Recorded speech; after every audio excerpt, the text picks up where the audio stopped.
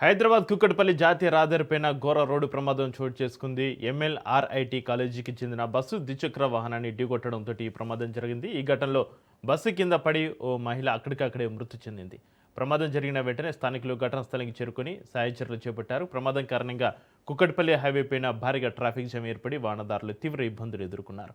ఈ ఘటనపైన పోలీసులు కేసు నమోదు చేసి దర్యాప్తు ప్రారంభించారు.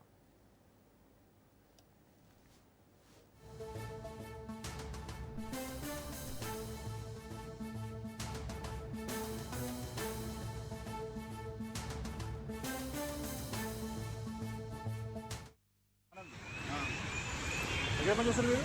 యాదగిరి గుడి ఎటు వెళ్తున్నారు? డ్యూటీకి వస్తున్నాం అన్న. ఇప్పుడు ఆమె నాడ ఆమెను కూడా దించేసి నేను డ్యూటీకి పోవాలి. ఆమె పని చేస్తుంది? అది గుడ్డు హోటల్ పక్కకు అలా అది